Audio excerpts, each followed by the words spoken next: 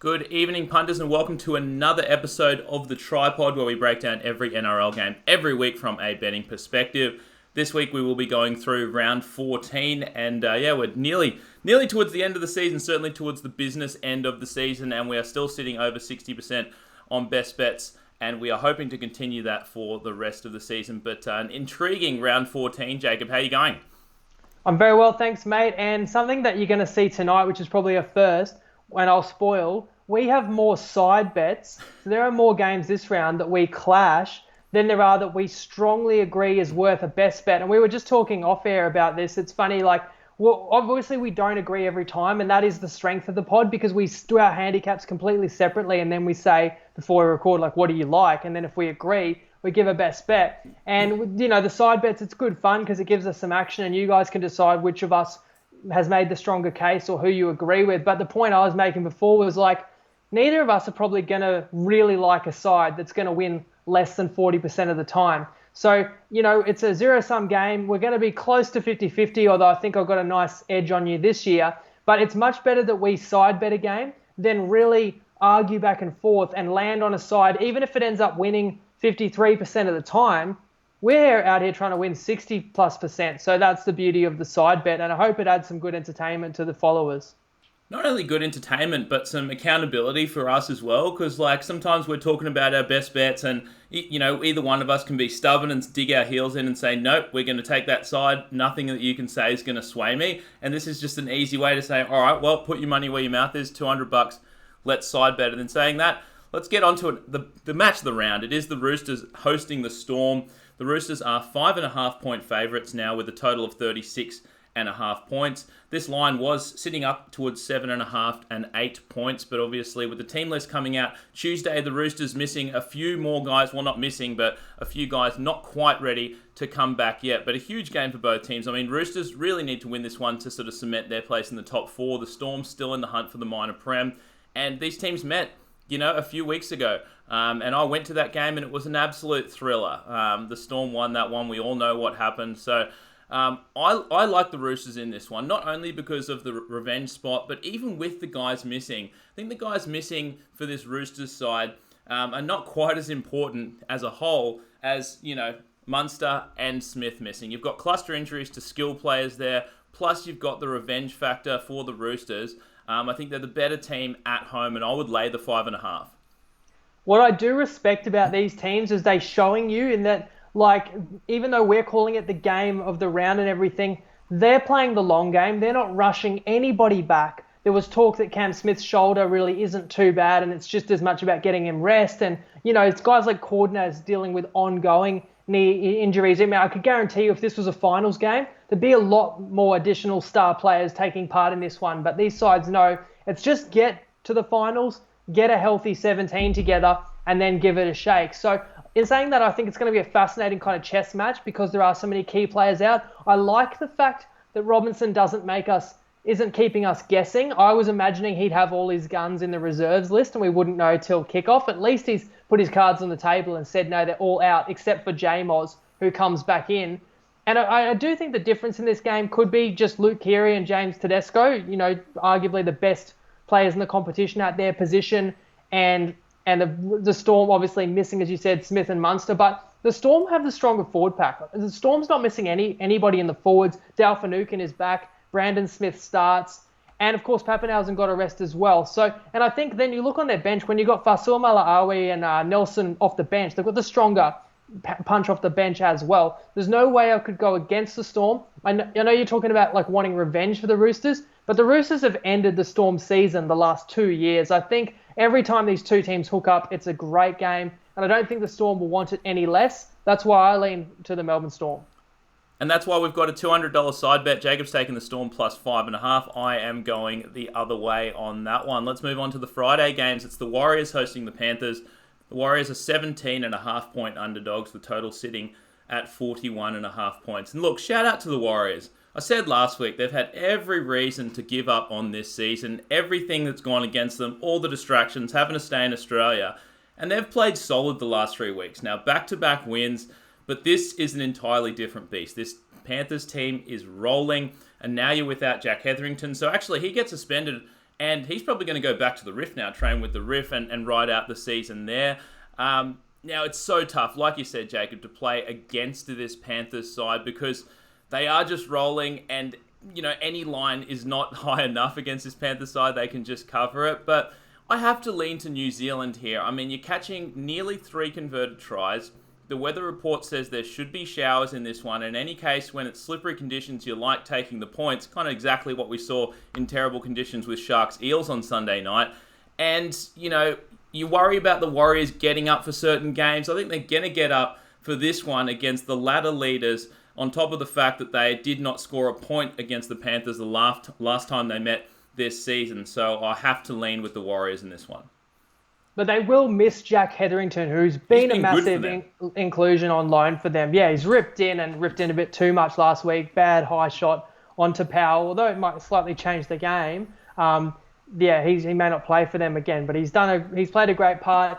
Harris Tavita came in and made the 6 jersey his own. He was great, so that's good. And they've just got a good test of obviously Luai and the form player in the comp in Cleary that they're going up against. But the Warriors are the perfect example that you got clubs out here, I'm not going to name any, but making excuses. And the Warriors have faced every, possible bit of adversity you could in 2020. They dealt with it and they're playing hard. And credit to them. I absolutely love their application. But this Panthers team is just on fire. And what I find interesting is that in this round 14, it would have been an obvious spot to potentially spell a few players. You've played 11 straight now. You've got to have one eye on the finals, as I alluded to, the Storm and the Roosters. But maybe Ivan Cleary doesn't want to disrupt the momentum, or I wonder if he were to rest players here, it might be slightly disrespectful to the Warriors, like making it seem like it's an easy beat. The fact that he has picked his full-strength side, I think means they will take this game seriously. Plus the Warriors have won 2 in a row, so you don't want to take them lightly. I can't play the Warriors because their last 2 opponents were just nothing close to the caliber of this Panthers side. They're ruthless. I'm going side bet against you again. And we're doing another $200 side bet. Jacob's on the Panthers. I am on the Warriors. And just to your point there, Jacob, about not resting players, maybe it's a stretch, but maybe it's not. Maybe these teams see what's happening in Brisbane with these COVID breaches, and they're thinking, shit, if this season gets shortened any more than it is, then, we want to hold on to that number 1 spot. Let's move on to the Friday night game. It is the Eels hosting the Dragons. The Eels are 11.5 point favourites. The total is 39.5, and it's similar reasoning to the last one. I want to take the dog with the points in the wet in this one. Once again, rain schedule for this one. Now, the Eels get Madison back, which is a huge boost for them. And honestly, it's probably a confidence-boosting win, that one, for them against the Sharks last week in a game that they arguably, was a coin flip game, really. But I don't think it's a good spot here for the Eels. You have a brutal game in the wet against the Sharks last week on the Sunday night. You have the shortest turnaround to the Friday game. And you have a look-ahead spot to the Storm next week. And you might disagree, Jacob, but looking over the Eels over the last month's games, they haven't been super impressive to me. So this is more of a play against the Eels as it is on the Dragons. Because in terms of the Dragons, you have another reshuffle. You have Corey Norman back into the side at 5/8, which my feelings about Corey Norman. But look, for this Dragon side, there is a chance that they could give up. They put in 100% effort last week against the Roosters, came up short. They know they're not going to make the 8 now. But in saying that, I think that might be a good thing for this team. They've had so much shit heaped on them at the start of the season, all this pressure on the boys. And now that you're out of the 8, it might just be that sort of weight lifted off your shoulders and you can start playing some footy and not worrying about making the 8 anymore. So I do think the Dragons show up for this one. And if they do, in wet conditions, I'd have to take the points. I actually disagree about the pressure off because I think we all knew Mary was totally under the pump and he was almost dead man walking. And then they pulled a couple of wins together. Next thing you knew, they had 4 wins in about 5 weeks. They were pushing towards, we can make the 8 this year. And let's revisit their last 3 weeks. You lose a 50-50 game to the Sharks where you literally, I'm not even going to complain about the bunk. I mean, they knocked on the winning try. They could have won that game. You're playing the Bunnies. You're at home. You're up 16-0. Reynolds is out. You lose the game. And you play a depleted Roosters team, you're tied at halftime. You could have easily, won 1, if not 2, if not all of those games. You won none of them and you're not making the 8. And how can I guarantee any sort of confidence in this Dragons team? Tarek Sims is out now. It's an Origin back rower. Vaughan is still out with his COVID breach Origin props. So, and you reshuffle the spine again. Well, let's look at the Eels. Yes, the short turnaround concerns me coming off a heavy track, and at Cogra, and the Dragons are on a 9-day turnaround. But I just sense that the Eels are due a statement win. After winning the last 2 weeks by 2 points, I still hold them in extremely high regard. They have no key injuries. Madison back in the team, and we know how awesome he was before he got the concussion and other injury woes.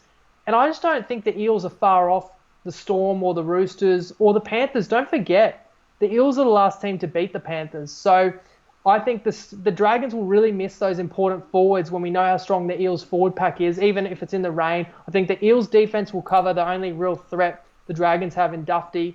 I think Fergo will score a try this weekend, and the Eels will cover the game. I'm going against you with another side bet. Another side bet. 3 side bets this week so far over the early games. That is a first. You're right, Jacob. Let's move on to Saturday. We've got the Sharks hosting the Titans. The Sharks are 10-point favourites, and the total sitting at 43.5 points. Now, same thing I'm going to say about the Sharks is the Eels are brutal. Well, not a brutal loss for the Eels, but just a brutal game last week, Sunday, in the wet, and you come up just short. Not saying that that's a dream crusher, but it could be a bit of a letdown. Now, Sharks are still sitting in the top 8, but, that's a really tough game to come back from when you had every chance to win that one, and really, a brain explosion by Moylan at the end maybe cost them the game. And Moylan's back in the team this week, and honestly, looking at him last week, he's not 100%, and he was dead set a fucking liability to this Sharks team. So that's a reason to go against this Sharks side. I've said, multiple times, they're such an over team. They have terrible defense, and I think there will be probably some points in this one. The weather seems to be fine in a daytime Saturday game. But this Titans side, I know they're sitting bottom 4 at the moment, but you have that win over the Cowboys last week. That is a confidence-boosting win for a team like that. And honestly, just watching them, the chemistry is good. The confidence is good within this team. It seems like they haven't had that in a while. And, it's tough to bet on these bad teams when they're losing game after game after game because there's just no confidence there. But this Titans, it seems different now. AJ Brimson's gone to another level. It's another, a bit of a revenge game after the Sharks spanked them a month ago. And honestly, if the Titans show up for this one, they could cause the outright upset. I like the Titans. Good point about revenge, because it was at Seabus. The Sharks won 40-10 not that long ago. But the Titans have come a long way, as you said. And let's just look at players who are not in the 17 today in the reserves. These are healthy players. Corey Thompson, who you love, and who is a legit first grader, can't crack the 17. Young Tonamapea was playing really well, former Storm system player. Before injury, he can't get back in the team. Bo Famore, Jai Whitbread, they're good up-and-coming forwards that are pushing first grade. They can't get in. He's buggered off Shannon Boyd. You don't want to be here, you're not here. Your mate Cardi is gone. There's actually a fight for spots. So the players that are in the 17 actually want to be there. Proctor saying this week, I want to re-sign at the Gold Coast because, the good times are coming. There is that energy effect that you're signing star players for next year. It's put everyone on notice this year. Holbrook's doing an amazing job. And I'm really looking forward to the matchup of 2 halves that are arguably in career best form in Ash Taylor, reinvigorated, and Sean Johnson. And I know I have not respected the Cronulla Sharks enough this year, and it's cost us money because there's been games I didn't want to back on where we would have made money, and even games have gone against them and they've covered. So I've been a bit wrong, and I've disrespected them to an extent. But this week I still want to bet against the Sharks, but it's more about how much I like the Titans and the way they're going. And last week was a nightmare in that it's 2019 all over again. You scored more tries than your opponent, but you lost the game. So you're right about that possible deflating factor. We got to jump on the GC here, catching double digits. And we've got a couple of best bets on the Titans for now. We are taking the Titans plus 10.5 points. The best price for that one you'll find on Sportsbet at $1.84. And this is, I think, the first time we've done this year. We're mechanically making ourselves a Titans plus 6 in the first half. It ends up being $1.80. 90% of your stake on the Titans plus 5.5 in the first half on Sportsbet at $1.99. And 10% of your stake on the Sharks to win the first half by 5 to 6 points. That is $10 on Ladbrokes and on Neds. Let's move on to the afternoon game on Saturday. It is the Cowboys hosting the Rabbitohs. The Cowboys are 7.5 point underdogs. The total sitting at 41.5 points. And Look, there's only one side you could look in this one, and it's the squarest side of all time. It is the Rabbits, and it's just because I really don't know what I'm getting out of this Cowboys team anymore. Have they given up on the season? Are they going to put in one last push, at home, one last good effort?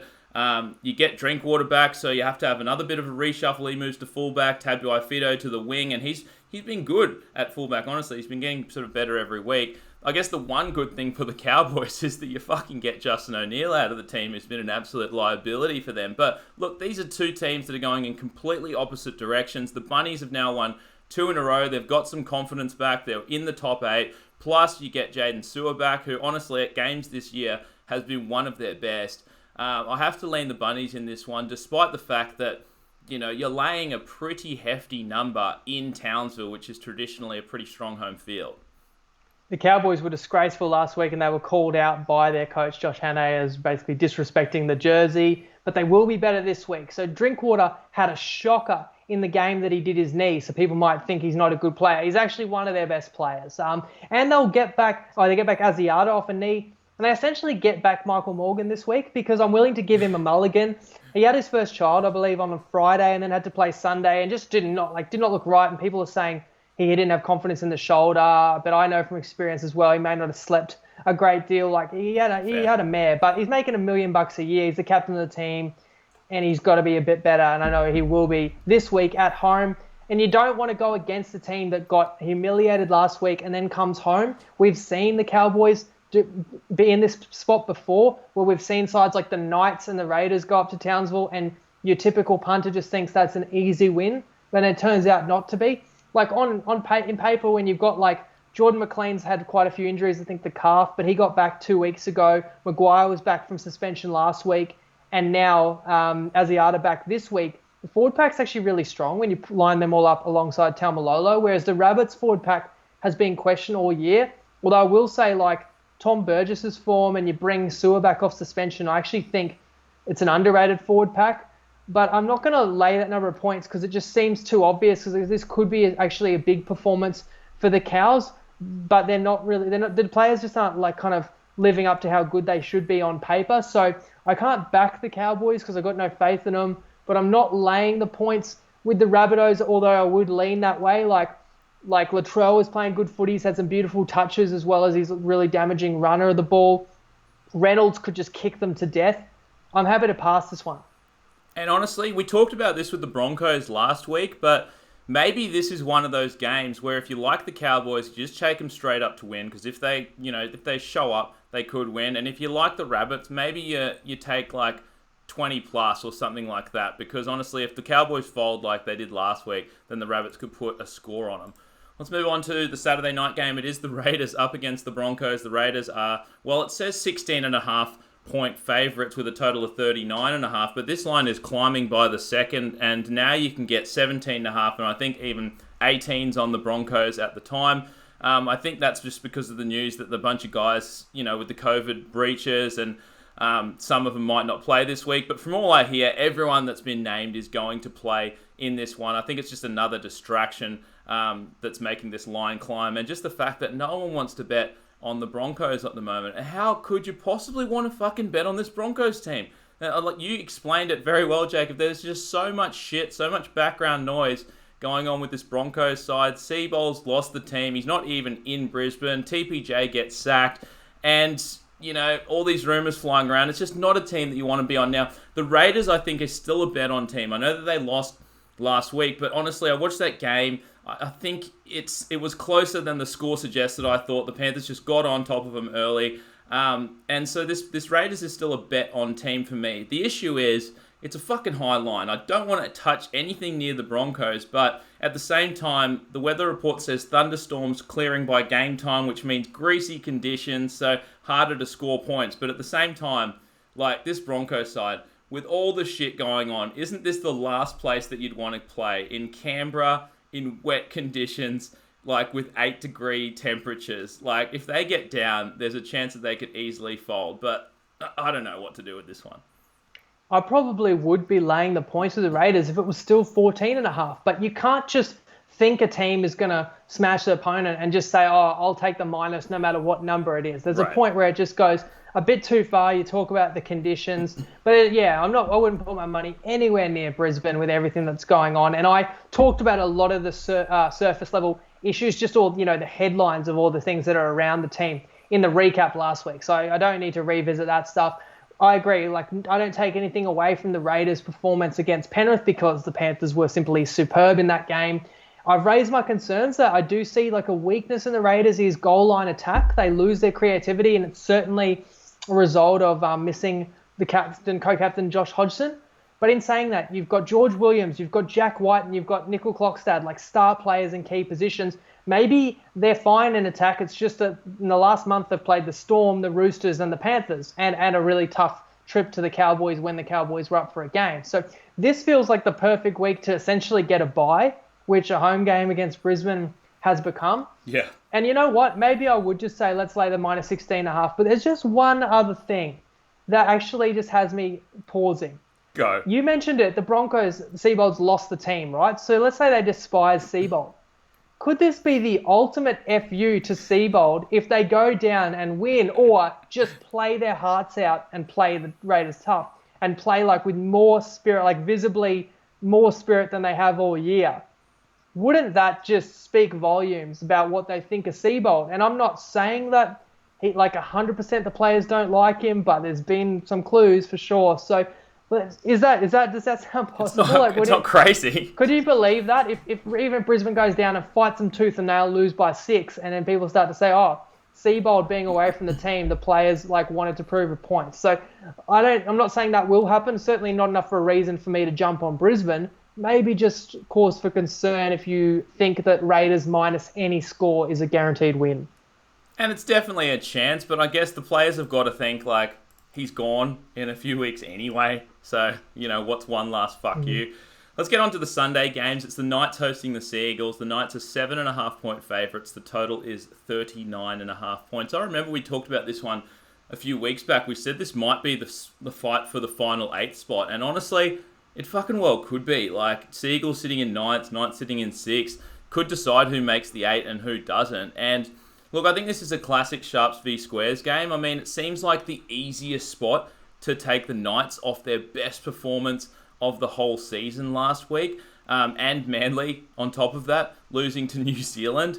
And look, this is not so much a play against the Knights. I know that it's the sharp thing to do to go against a team off a massive win. But hear me out.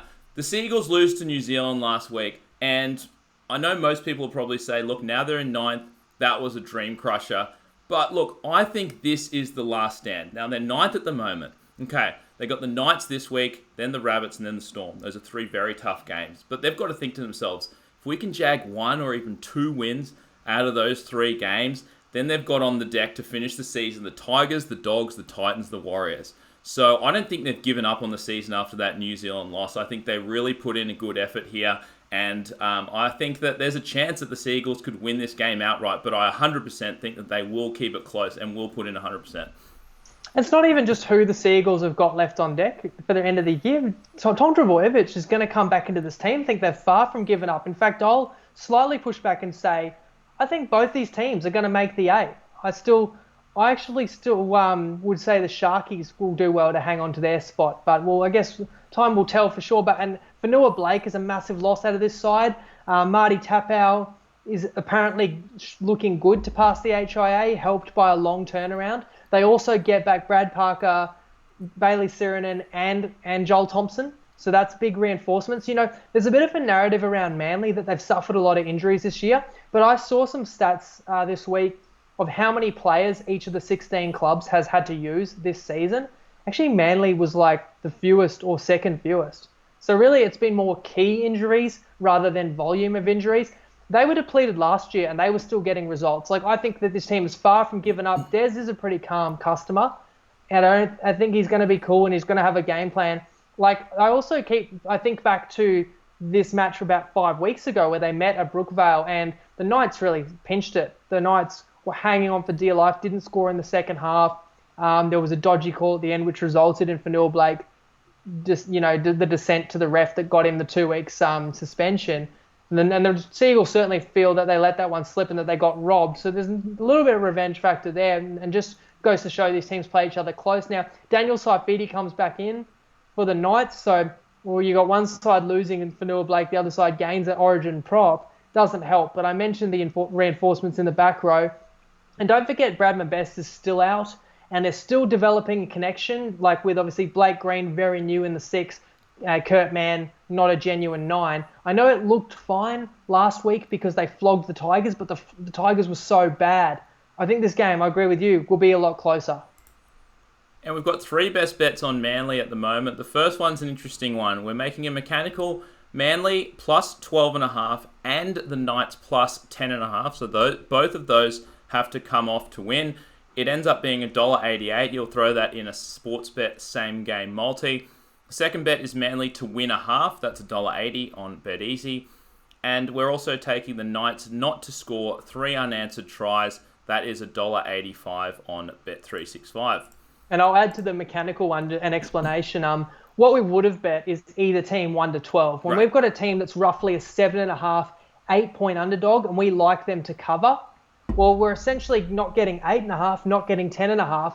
We're getting 12.5 if we go either team 1 to 12. Of course, what we are giving up is the possibility that they win 13 plus. And there's a few examples come to mind, like when we picked the Knights as an upset against the Raiders, and they actually beat them by more than 13, or we picked the Broncos to upset the Titans to upset Broncos, won by 18. So it can bite you in the bum. But I don't, even though I like Manly's chances in this one to keep it close, I'd be quite shocked if they won 13 plus. Now, unfortunately, that was paying like $1.75. So next best thing is Manly plus 12.5, which you get in the in one of the handicap markets in the same gamer, and then go to the pick your own line and add the Knights plus 10.5. It's only like $1.10. But when you combine the two, because they're inversely correlated, spits out $1.88. It's a good bet. It is indeed. Let's move on to the last game of the round. It's the Tigers hosting the Bulldogs. The Tigers are 7.5-point favourites, and the total is 39.5. Look, I think this is a little bit opposite to what we mentioned on the last one, or what I mentioned on the last one. I said that Manly, the loss to New Zealand wasn't necessarily a dream crusher, just because their run home is maybe doable from their perspective.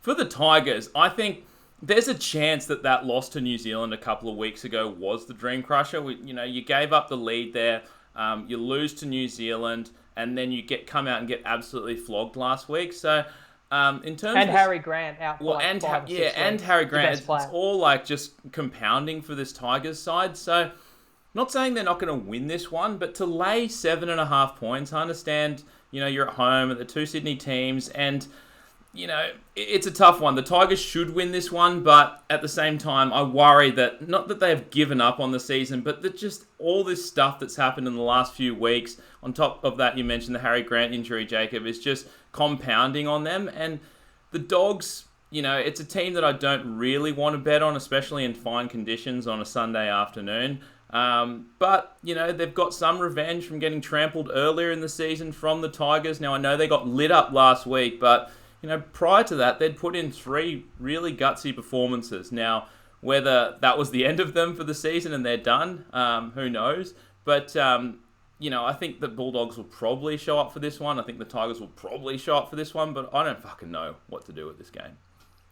Dogs will keep fighting till the end. We've seen the last couple of years, 2018, 2019, they've been probably the most profitable team against the spread in the stretch run. And your new regime coming in, Trent Barrett, I feel like players are still kind of want to show what they can do while they're getting this opportunity in first grade, because there's going to be a couple of recruits coming in, and Barrett's going to have his own ideas about what his strongest side's going to look like. And on paper, when you consider that, I mentioned Harry Grant is out, Alex Twal is still not back for the Tigers. I don't think the Tigers are a lot better than the Dogs. Now, Little comes back to play his first game in over a year. I think he had the big knee surgery. That's good timing. It's really sad to see Billy Walters did a horrible knee injury. And then Luke Garner, I don't actually know why he was dropped. I feel like he's been one of their best each week.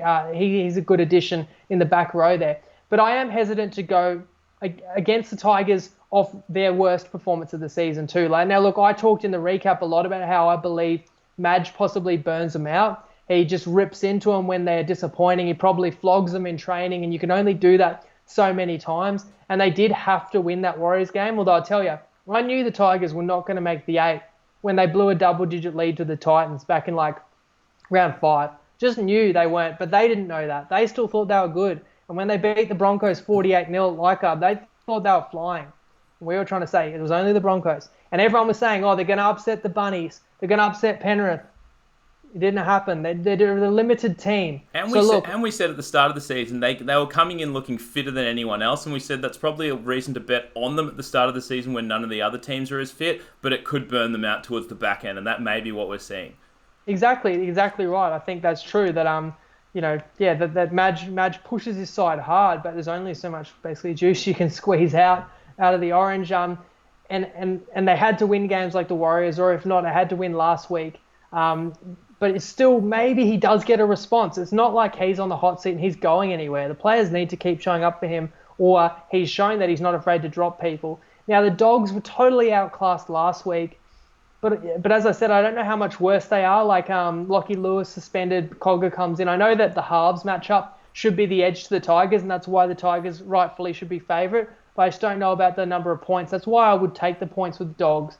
But as I said, I don't think it's the best proposition to bet against the side off their worst game of the season. So I'm happy to sit back and see which way this one falls.